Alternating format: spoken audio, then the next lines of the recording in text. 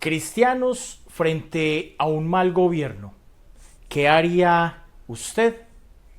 En la actualidad, insultar a los gobiernos, crear memes despectivos, referirse a ellos con vocabulario soez, lanzar amenazas de muerte, desearles fracaso o accidentes, reñir vergonzosamente con sus seguidores, ya no es una actitud solamente de ciudadanos no profesos o suscritos a un credo o religión, sino que es una práctica evidente de los que dicen ser cristianos o hijos de Dios.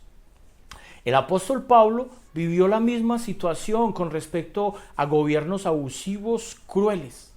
¿Qué enseñanza nos puede dejar Pablo? En el libro de Romanos, en el capítulo 13, antes de leerlo, permíteme contarte un poco del contexto que estaba viviendo Pablo y los creyentes de la época. Es una comunidad cristiana que vive bajo el imperio romano. En ese momento la autoridad máxima era el emperador Nerón, quien tiene un prontuario de abuso, crímenes, depravación, injusticias, atrocidades a un nivel alto. Sus órdenes de búsqueda, persecución, expiación o vigilancia, violación a los derechos humanos, tenía como objetivo los cristianos, de los cuales muchos perecieron bajo sus órdenes. Según algunos historiadores, posiblemente casi 10.000 cristianos de diferentes edades, en un gobierno que fue de un periodo de 14 años, cuando Nerón fue el sucesor de Claudio. Pero Pablo, inspirado por el Espíritu Santo, nos escribió lo siguiente en Romanos capítulo 13, versos del 1 al 5.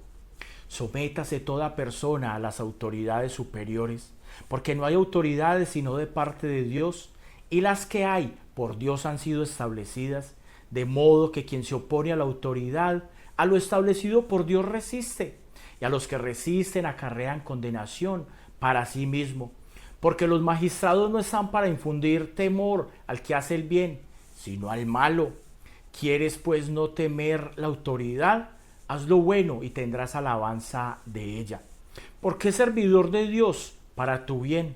Pero si haces lo malo, teme, porque no en vano lleva la espada, pues es servidor de Dios, vengador para castigar al que hace lo malo, por lo cual es necesario estarle sujetos, no solamente por razón del castigo, sino por causa de la conciencia, que nos está enseñando cómo deberían vivir los cristianos ahora que han recibido la gran misericordia de Dios.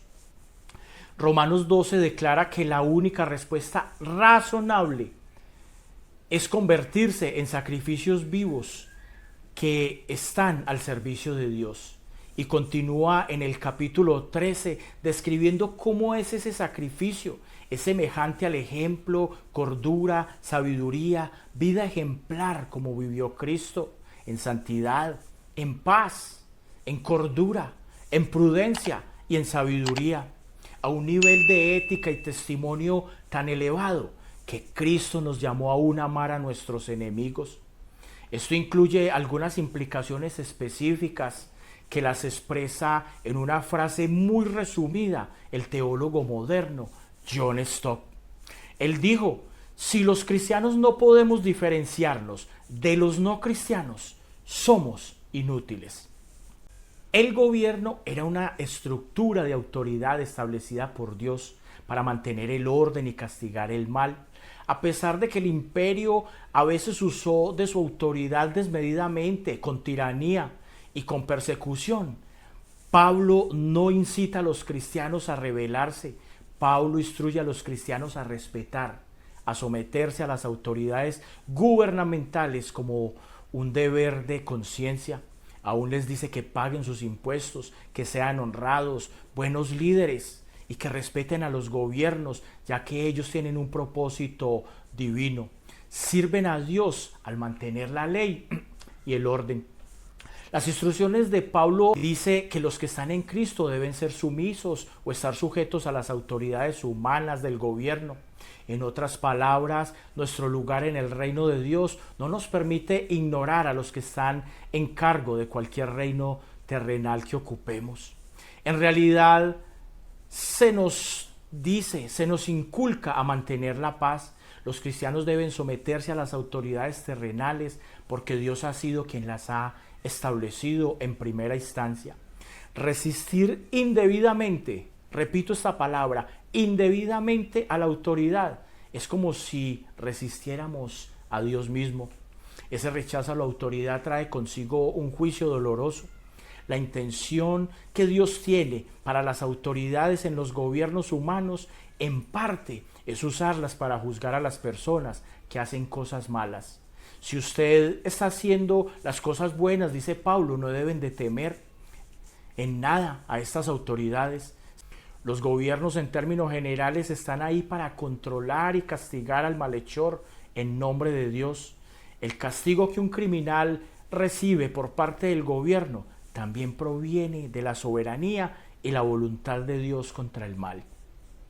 La Biblia hace una salvedad, nos llama a desobedecer a los gobiernos, a las autoridades, únicamente en que nos inciten abiertamente a ir en contra de Dios, de su palabra, de sus mandamientos y de la vida del prójimo.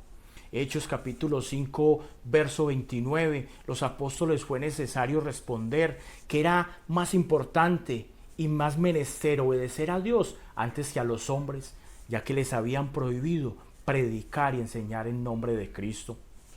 En Éxodo, en el capítulo 1, versos del 15 al 22, también la Biblia nos muestra el caso de dos mujeres muy especiales, Cifra y Fúa, que movidas por el temor de Dios, no quisieron asesinar a los niños hebreos cuando ellas atendían el parto de estas mujeres. Hermano cristiano, sé que esta no es una palabra fácil de recibir. Es más, si usted hace parte de los que odian e insultan a los gobiernos, quizás esta palabra es como un golpe frontal, pero esta también hace suma de la palabra de Dios. Quiero recordar que la Biblia nos llama al perdón, a amar a los enemigos, a sujetarnos a las autoridades, a dar testimonio y a orar por los gobiernos, no a insultarlos ni a agredirlos. Habría muchas cosas que decir al respecto, pero en las Sagradas Escrituras están consignadas todas ellas para nosotros. Y a los amigos, los invito a meditar sobre esto, sobre su vida, sobre la enemistad que tienes con el gobierno soberano, sí, con Dios. Y las consecuencias de violar sus leyes te convierten en un transgresor, en su enemigo, en un violador de su ley. Y esto traerá consecuencias. Medita en este texto que se encuentra en Mateo capítulo 12, verso 36. Mas yo os digo que de toda palabra ociosa que hablen los hombres, de ella darán cuentas a Dios en el día del juicio. Amigo, mejor ven hoy a Cristo, ruégale que te reconcilie con Dios, acepta que el sacrificio que Cristo hizo en la cruz, si lo recibes por fe y por la gracia y reconoces que Él murió en tu lugar, Dios te hará salvo hoy mismo.